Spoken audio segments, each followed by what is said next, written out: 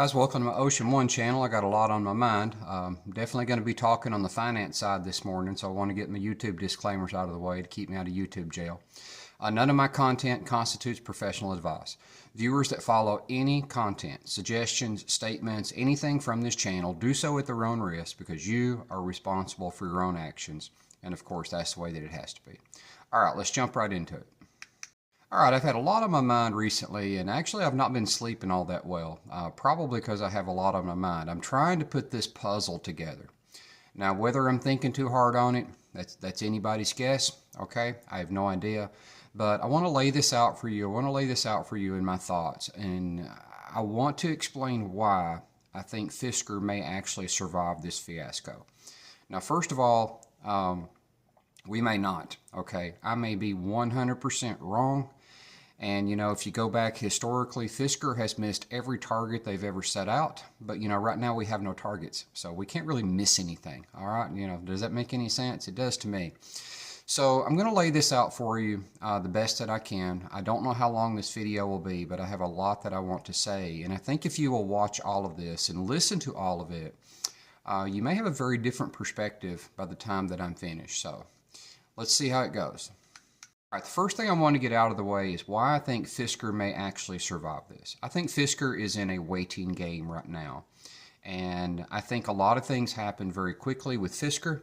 And I think that it caught them by surprise. A few things did. Okay, now, obviously a few things did not. But I think a few things caught them by surprise. I'm going to move this over just a little bit. And we have April the 21st coming up. That is a super important date. That's probably far more important than most of us realize. Now, it may turn out to be a total flop, okay? But we have April the 21st coming up. And I want to go back to a couple weeks ago when I did a video called 6 Things That Could Allow Fisker to Survive. And I'm just going to briefly run through these very quickly and refresh your memory.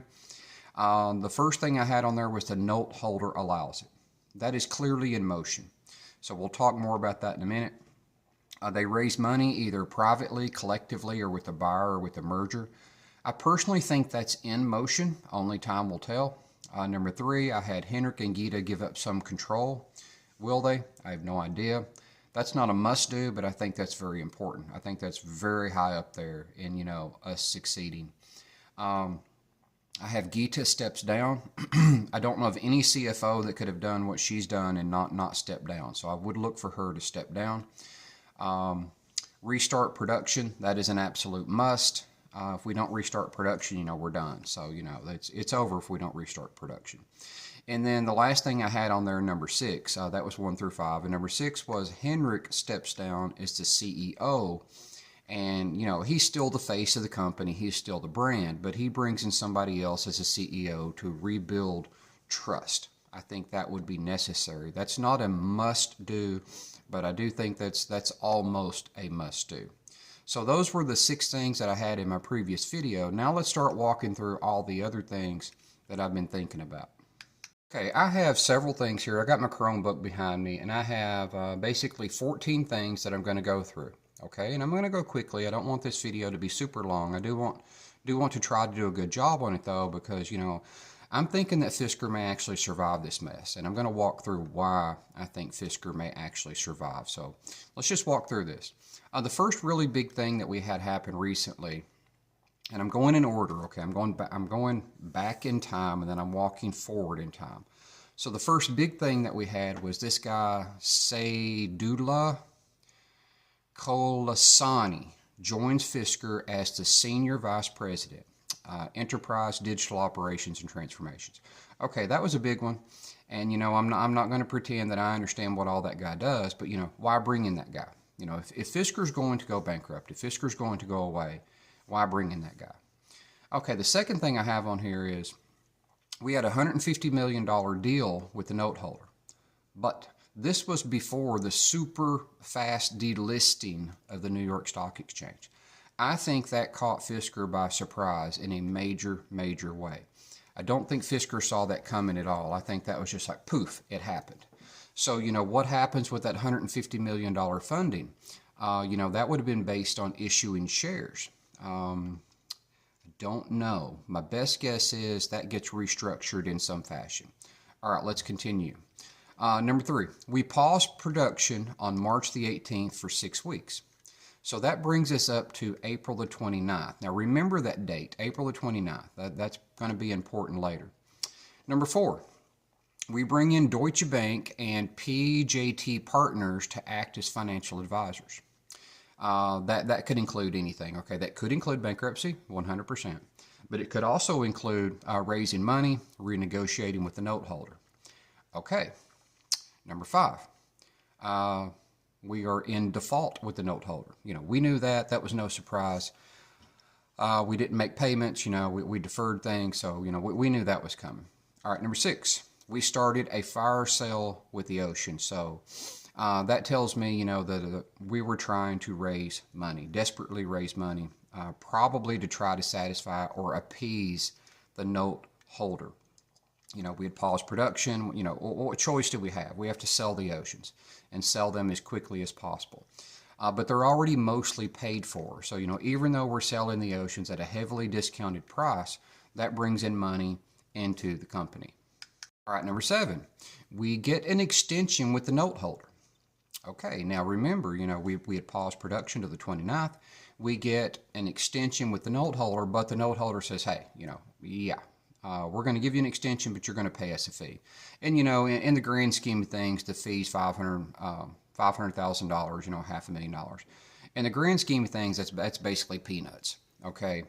When you're talking millions and millions and millions, hundreds of millions of dollars, $500,000 is basically peanuts. But why would the note holder allow that? Okay, if you start looking at these things in the order that they happen, why would the note holder allow that? The note holder sees something in the future thinking, okay, what can we do? Can we work together? Can we negotiate this? Can we restructure? The note holder sees something over the next couple weeks. And the 21st, now when I'm doing this video, is not very far away. So let's continue. The next thing I have on here is, lost my place. All right, number 8. We didn't challenge the delisting in any way. We didn't ask for any extensions. We didn't do anything. We're just like, yep, we're delisted. We're fine being on the OTC. I find that kind of strange. I was expecting Fisker, to fight this, but I think several things got set into motion here where they're thinking, okay, we might just be better off staying on the OTC for a while. So, why didn't we do that? Again, I think things are in motion. What is exactly in motion? That's what I'm trying to put my finger on. All right, number 9, April the 24th. Now, of course, that is after the 21st, okay, the 21st. You remember that date. So the 24th, we have a reverse split on the table. Is that still on the table? I don't know. Before we were thinking about issuing all of these shares, and now we may not reverse split. Now, we might. I don't know. Pure speculation on my part. But I find it interesting, that all of these things have happened. And, we may not reverse split now. I don't know. Okay, we're just going to have to see how this plays out. And then number 10, we had all this talk about the 10K. I'd done videos over the 10K. We expected it. We filed the extension. The extension came and went. Where's the 10K? Now we're on the OTC. The OTC has different rules. Pretty much we don't have to follow squat, from my understanding, on the OTC. So, I don't know what all that encompasses. I don't know what's required there, but I do know that, the requirements are very, very different when you're on the OTC. So that's a little out of my area, actually a lot out of my area. So, there's been no mention of the 10K though, none at all. Has it been filed? Will it be filed? I don't know. Okay. Now, number 11, social media has been showing signs of life recently. Social media has spurts here, and I find that strange. They go completely dark, and then they come back with a fire. They go completely dark, and then they come back with a fire. And recently, they have come back. They have been very active on social media, answering questions, directing, with customers. And just very recently, they did the video about 2.0, and they were very interactive with customers, potential customers, owners on the social media platforms. So I found that, encouraging. And then number 12 here, I'm just taking them in order. Number 12, service is business as usual, which, that's the last thing that you would hope would go. But, service has just been, okay, yeah, we're still servicing cars. So that's being taken care of. So let's go on here. I'm going to pause the video and then I'm going to pick up number 13. Now we have number 13, and number 13, I have, the market for EVs has just been tough. Tesla put itself, and I saw this coming with Tesla very long ago. Tesla decided to make a choice. They could have either ramped down production or they could keep production where they were. And they decided to keep production where they were and actually slightly increase it. And at the time, I said, that's a mistake, man. That's a mistake. Interest rates are too high. And so since Tesla decided to do that, they've just kept, lowering prices, lowering prices, lowering prices. And, you've seen Ford lower prices recently. So basically what I'm saying here with number 13 is the EV space is just struggling. I think a lot of that has to do with Tesla being stale. Okay, when's the last time Tesla really, changed its cars? I think they've become stale in a lot of ways, and that's where Fisker could have really, come in, had the software been really good from the beginning, had we not botched the deliveries. Fisker could have stepped into that and been, the new player on the street. But, a lot of things went against us. We botched the delivery. Software had hiccups. Customers got delayed. Deliveries got delayed. Customers got frustrated. And, here we are. So, number 14. All right, Fisker could possibly wait on restarting production with Magna until we get 3.0 or possibly 4.0 out there. And that's ready. And readjust their pricing structures for each trim. Now, personally, what I would like to see is a very well equipped, maybe lose a few features or gain a few features, whatever, okay? We could word that any way we want to. I would really like to see a very competitive Ultra come out and just that be our bread and butter. And really focus on one trim well, and keep our costs down for that. Now we could still build the Extreme in limited numbers. We could still build the Sport in limited numbers. But personally, I think I would go for that Ultra and try to hit that sweet spot and really price it well, maybe high 40s. Okay, I think that would be very good. Even though Fisker doesn't qualify for the tax credit. They could get very creative there. People that want the solar option, you could have the Extremes where you just order them. I'm just trying to be creative on what Fisker could do here. Okay? And now that I've gone through 1 through 14, going back to 14, I think what we would look for with Fisker with the Ultra is just trying to get the best bang for your buck. Have the software really good, maybe 3.0 or 4.0, when we restart production and just, promise that that's what's coming with the car. And, had the cars been delivered with 2.0 from the beginning, we may not have been here in the first place. Had the deliveries not been botched, we may not have been here in the first place. Fisker had so much potential, and they screwed it up. I mean, they just absolutely screwed it up. So the point of this video is, how I think Fisker may actually pull this off, how they may actually survive. So let's go back to 1 through 6 and refresh your memory on what 1 through 6 was. The first thing I had in 1 through 6 was the note holder allows it. I see that totally in play right now. The note holder, is giving us an extension. We have paid a fee. We have a very specific date coming up, the 21st. So the second thing I had on here is we raise money. Now, I think that's where Deutsche Bank and PJT Partners, I think that's where these new entities that have come in, I think that's what they're there for. I don't think they're there for bankruptcy, although they 100% could be, okay? We could be Chapter 7, it could be liquidation, it could be Chapter 11, and restructure. But I think those entities are probably there to try to say, to the note holder and all the parties involved, saying, look, if Fisker goes under, you're going to get less. The best thing that you can do is allow Fisker to survive. Now, there's a lot of parties involved here. We have all of our suppliers. We have Magna. What are they thinking? We have to have everybody on board. But if Fisker can get number 2, which was number 2 on my list, if they can raise money and we can come back and we can guarantee that we can restart production. We've got money in the bank. We've got money, to rely on. And our suppliers and Magna can say, hey, yeah, we can do this again. We can restart production. We can do that. If we see number 2, then I think Fisker, if they execute well, can pull this off. Now, Fisker, if they don't start executing well, it's over, guys. Fisker has never executed well. Let's be realistic. They've not. And I think that's where, going through the rest of them here, 3, I think, Henrik and Gita would be wise to give up some control, give up some of their roles, and, rebuild trust for the brand. Now, restarting production is a must, but before we restart production, we have to have the money to do it. So I think if you look at all of these things and you look at them holistically, you look at these dates that we come up with, 21st, super important. End of the month, super important. Do we still do a reverse split? Super important.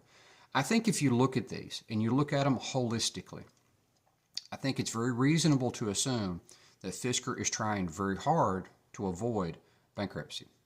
And I think it would be wise in the note holder's position to try to find a way to raise money. And I think that's where the leverage would come in. If I was a note holder or I was somebody that was putting up money, I would say, look, you've not run a tight ship up to this point. I will put up the money, but I demand some control. I demand a seat at the board. I demand that you give up some Class B shares. I demand that, you step down from these roles, and, I've got a guy that can come in and do this. Now, how open is Henrik and Gita to all of this? I have no idea. I hope pride does not get in the way of saving Fisker, because I would very much like to see the company survive, and not just survive, but thrive. I think the Ocean is fantastic. Once you get the little software quirks, ironed out, I think people will be lined up to buy these. But we have to rebuild that trust, and we have to rebuild that brand. And I think that's where Fisker would be wise to restart production with a 3.0 software that's very, very solid. Or a 4.0 software, have all the ADAS features, totally working. Maybe a 3.5, maybe meet somewhere in the middle. All right, I'll finish up with my final thoughts. My final thoughts. Let's look at this from the perspective of everything that I've talked about, but let's end with the dates. Okay, the note holder gave us a very specific date, the 21st. Okay, let's see what happens between now and then.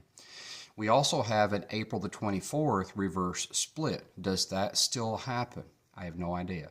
Right now, I lean toward possibly not, but that's anyone's guess. Flip a quarter.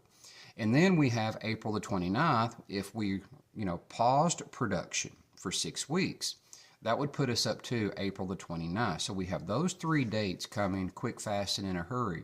And let's see how they play out. So if you put all of this together, I think it's obvious from my perspective anyway, that Fisker is trying very, very hard to avoid bankruptcy. I don't think they want Chapter 7. I don't think they want Chapter 11. I do think they're trying to save this ship without bankruptcy. And that would be very cool. If we don't issue all of these shares and we don't do the reverse split and we just renegotiate with everybody, Fisker could come out, almost clean, if you will, if the parties will agree to it. Now, I'm not saying, debt just magically goes away and stuff like that. But at the end of the day, I think it's in the note holder's favor to restructure here. And hopefully, all the Class A shareholders survive. And maybe, just maybe, if Fisker can play this out in the 6 steps that I, set out, maybe Fisker can survive this. Now, before I end, I want to fully admit, this is all speculation on my part. Now, I went through everything. A lot of the stuff that I went through is, it's facts. It's factual. There's no arguing it. But you can argue the interpretation of it. At the end of the day, Fisker may not survive. So if you put any money here, be 100% willing to kiss it goodbye, because it may not survive. And I've already come to the realizations with that, and I've already started putting a little bit of money back into the company. I fully accept that. All right, guys, I hope you enjoyed this. Hope you found it helpful. And, if you like my content, please hit the like button. Feel free to share my videos with others. I always enjoy the comments. The comments on my channel are almost always respectful, very mature audience. And, my number one concern from day one has always been to get accurate information out for the company and for the product. All right, guys, I appreciate you tuning in, and I hope you found this useful. And until next time.